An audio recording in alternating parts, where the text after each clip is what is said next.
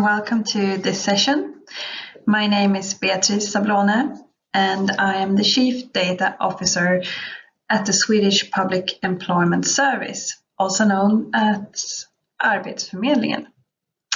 This session is about how the National Employment Service in Sweden uses data, AI, profiling, and what it took to get here, and what challenges we still have, and how we are working with data and information management. So what is Arbetsförmedlingen then? Well, actually the first employment service office opened in Sweden in 1902, but it took until 1940 for it to be a government agency. And during the years, it has been transformed to keep up with the time, and it's currently happening now as well, with all the technical development that is happening in the society. We're also keeping up the pace with that.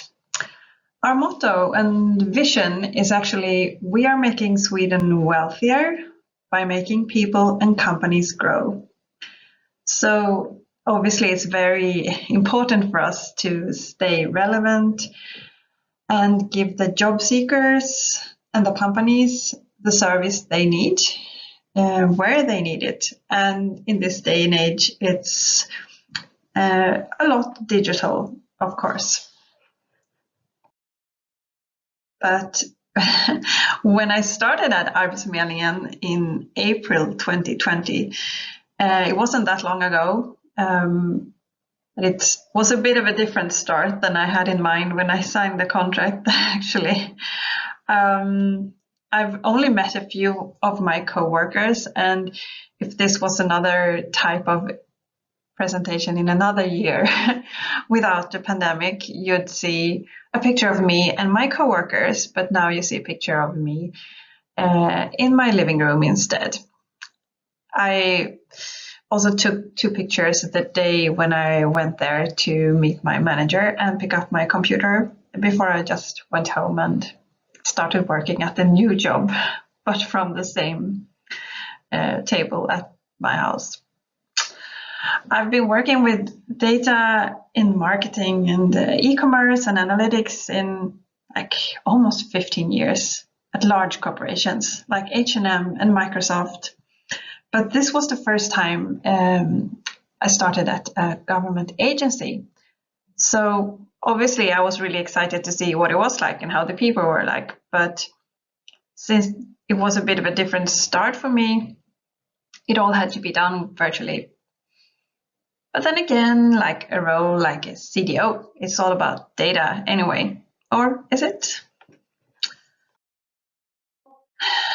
As we all know, I'm sure you heard this saying, like digitalization is 70% people and processes and 30% tech, or 80% people and processes, 20% tech.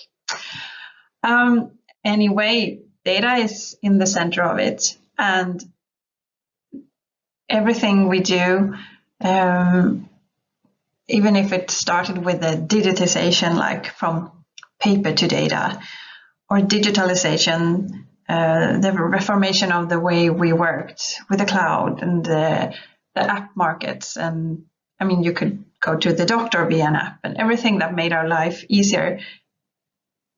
When you think about it, we can't really do anything of it if you don't have data.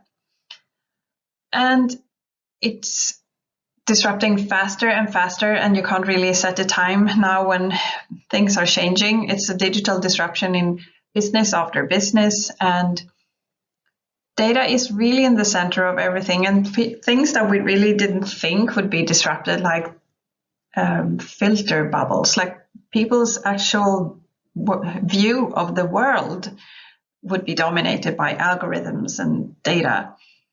That wasn't really something you thought about a few years ago.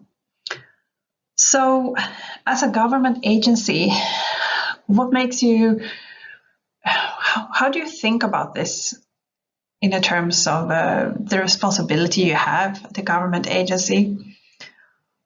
Well, we feel that since it's really impacting people's life, it has to be also a positive impact on the job seekers. And the way we use data is to make their life easier and to make it easier for them to find a job. So that's like the goal of our usage of data, to use it in an ethical, safe, and enhancing way for them. Because technology has enhanced our life in so many ways, even though life goes faster and there's new ways of doing things. You're all aware of that, so I don't really need to go into that. But what we see here, like as before, early in the days, there was a lot of talk about the technology and what you can do when technology enables and how to do it and people, etc. But today it's really important to recognize that data is like in the heart of it. So even if you change technology, processes, and people's behavior change, you can't do any of the advancements you want to do now without data. So that's something really everyone should recognize, from upper management to the people consuming it. So I'm going to cover some of our work with the information management and digital governance. So how do we work with data? Well, we want to work data-driven, and we want data to be reused. We measure how many times the APIs we do with data are reused. And it's important for us when we do new development to make sure that we are not locking in data that shouldn't be locked in, so we can reuse it. We have a data lake and we have a master data platform, and we're constantly thinking what's the best fit for this kind of data. And there's a lot of work that needs to be done because as all companies or governments that have been around for a few years, there's obviously a lot of legacy systems with business processes, data, etc. And it's not the easiest task to actually kind of like scoop out the things in there, whether it's data, processes, anything, and make sure that you don't just want to take the old data and just push it in a new system. You kind of want to see, okay, but what is the best business process for this?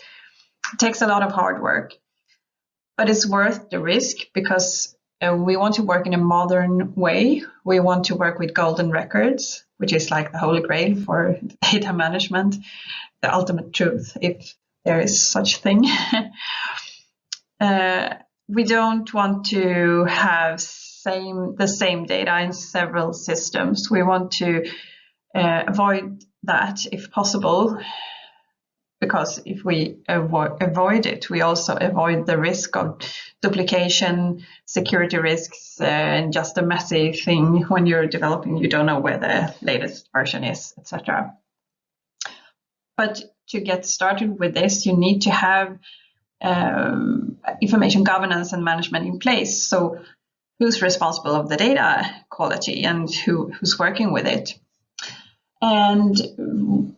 But what we have seen during this time when I've been here, that we don't really have a data and information strategy. So we put a lot of work into that now, and I'm going to talk a few slides later about that. So this is our goals within information management. We want everyone to see data as the strategic asset, as it is, like the most strategic asset. Some say it's people. I claim it's data, or both. We really want to increase our amount of data, and not just by collecting data ourselves, but in exchanging data with other government agencies or other sources that can enrich our analytical views of things or do things better for the people who are using our services. And we also want to have control and knowledge about all our data. And how do we do this? Well, first, as I said, we really need to work out an information strategy that is fitting in our new systems, etc., because what we had was more like focus on the old ones. We need to work with governance and cooperation. And with cooperation, I mean, across the whole agency, data doesn't really care about who's your manager. I mean, it needs to be interoperability thinking and the holistic thinking and business process thinking rather than systems or organizational silos.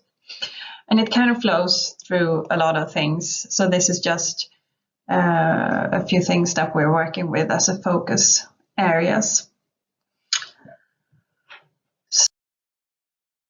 Success factors within information management. These are a few, I would say, but management buy-in is a must. It's not just IT, it's a business question. Data is a business question, without doubt. You need to have a holistic view of it. You need to know your business, and you need to kind of speak the same vocabulary. So you say master data, you know that people know what it is, or any other terms. And you can't do this if you work just in your silo, because then names starts to get tweaked, and then you can sit in a meeting and then you hear people talking about the same thing but with different words. And so that's something that is important, I think. And you need some structure. It's not going to happen by itself. And you need change management, follow up, etc. So these are like the three important things. But think big, have a vision, but then maybe start small. We used to say that we need to chop up the elephant and start by doing small pieces, or building Lego, or whatever kind of vision that takes your imagination.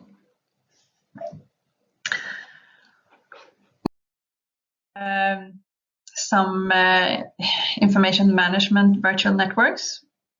We rarely speak about information ownership. We prefer to speak about information responsibility, because if you say ownership, then you can, like, it's my data. You can be a data hogger, and we definitely don't want that. We divided our data in 12 areas, which might change, but the goal is to have like data domains with virtual networks around it. So it could be like the data, the product owners working with the gathering in the data from their product, or the ones who know the data quality, and someone whose system is consuming the data, and information architect who's doing the data model. So this is a kind of a maturity level. It's not that you start with level 1 and then you go to level 2. It's more an assessment of, if you do all 3 of them, then you're more mature than if you only do 2 and not 1, etc. So what do you get? This triangle again. Well, I would say that if you put data in the middle of your strategies, you work in a data-centric and data-driven approach, which is what we all aim for. So I think it's really important not to be too process or too tech oriented when you talk about it. You have to kind of have the whole triangle in order to succeed.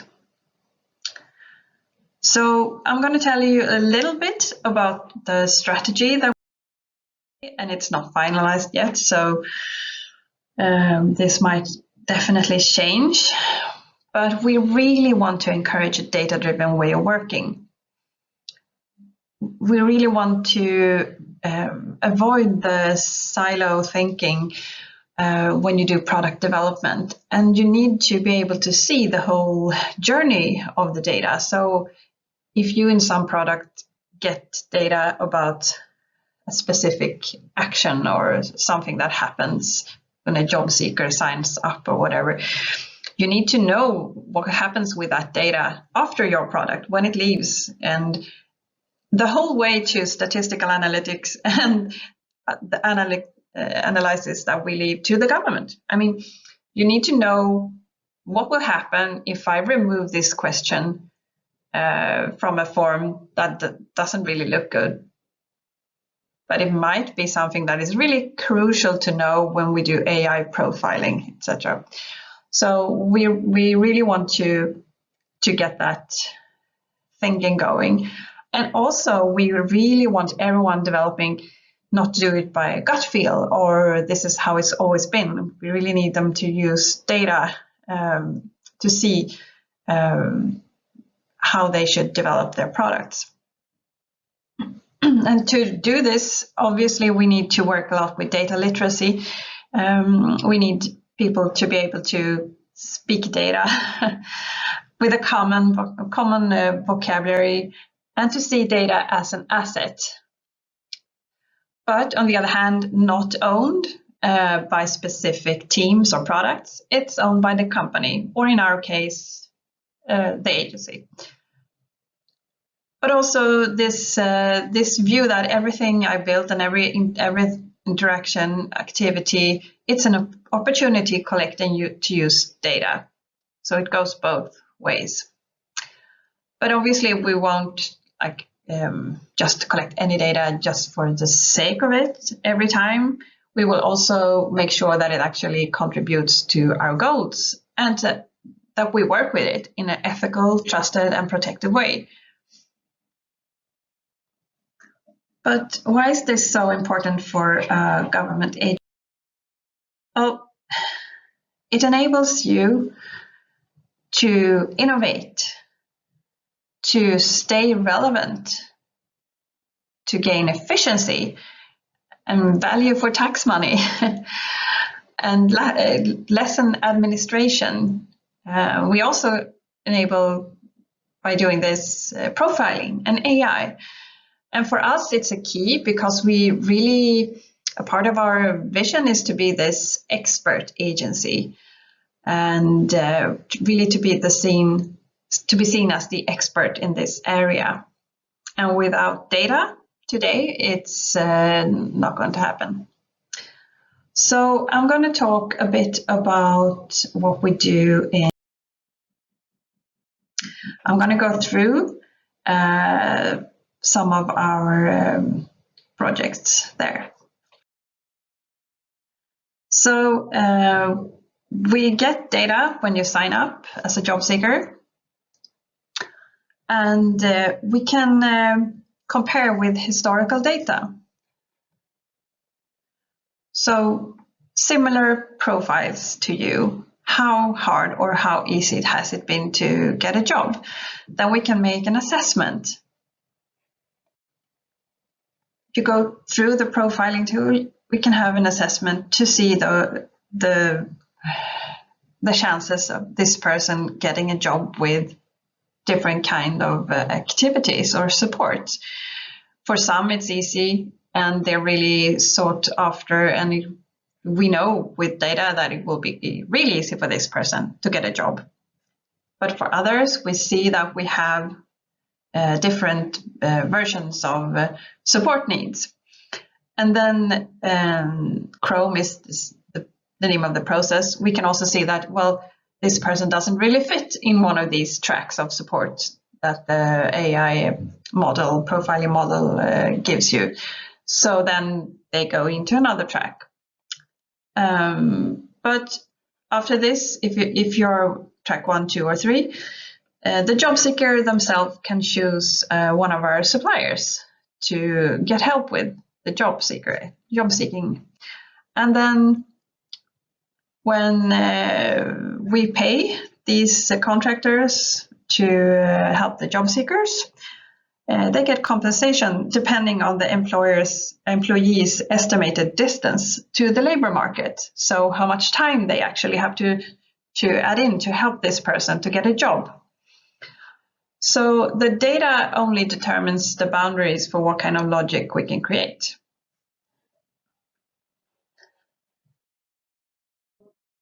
We use this in kind of a rocket, like 2 phases, based on the profile when you register, and based on time. So a long like enrollment period is by far the biggest contributing factor, actually. So how long you have been unemployed is a factor that we really see in data, that it takes even more effort to get a job if you have a long unemployment behind you. We also do a lot of other AI pilots and projects. We work with language models, recommendation of job ads based on the ones you like, predictive and data-driven insights. We have cooperations with sustainable and ethical AI companies to make sure that we're not building in any biases, etc. And why should we use AI? That's a question we actually get sometimes. I try to respond it for you. Well, AI is like, it's all around us. We use it more than we know, whether we like it or not. And I mean, people will get used to the service that you get. So personalization, accessibility, smartness, everything you will take for granted. And that's why we as a government agency also need to work with this to give the service that people are expecting. So I don't know why any company should not work with AI. I can't see the reason, actually. And we can also like generate job ads. We can help them to do a lot more self-service. So the endless opportunities for us, and also improved value for tax money. So we are the non-profit alternative for a talent pool. So I would say the more valid question is, why should we not work with AI? Of course we should work with AI. So this is our ongoing AI assignments, key areas. The profiling solution that we have in production and will scale up. It's a machine learning model assessing the job seeker's distance to labor market. And we also have automatic text interpretation. And it's really important because you get a lot of text, you get person CVs, applications, job applications, etc. And we need to have a model for that, public sector model, to be able to see what kind of competencies that people are asking for, etc. And we also want to have a secure and stable AI platform, obviously. But there are some challenges. Life would be boring without challenges, some people say. Well, I would say, even though you have seen this presentation and I've said that this is really important, it's still a challenge, I would say, to make the whole organization see that data is a strategic asset. And we really need to work with improving our explainability and assuring that there's a non-bias in AI. And data literacy and data management, still not, I would say, I don't know how many people in our organization that we can say that really understands it. Most of them have an okay understanding, but we really want to increase the deep understanding of the implications of data and what you can do with it and what kind of things it enables us to do. But given that we are in a government agency, we also have a lot of laws and restrictions, and the changes of them may be slower sometimes than the expectations of what we are supposed to deliver. And the technical development goes super fast. So it's hard to pace those three, I would say. But if you would start a journey like this and you're a government agency, I would make these three areas as a key success anyway. Data should be owned by the company and not specific products or departments. Everyone should be able to speak data. And you need cross-functional virtual teams. Otherwise, it will be really hard to work data-driven. I wish you all good luck, and thank you so much for listening to me. If you want to connect on LinkedIn, feel free. Have a great day. Bye. Hej då.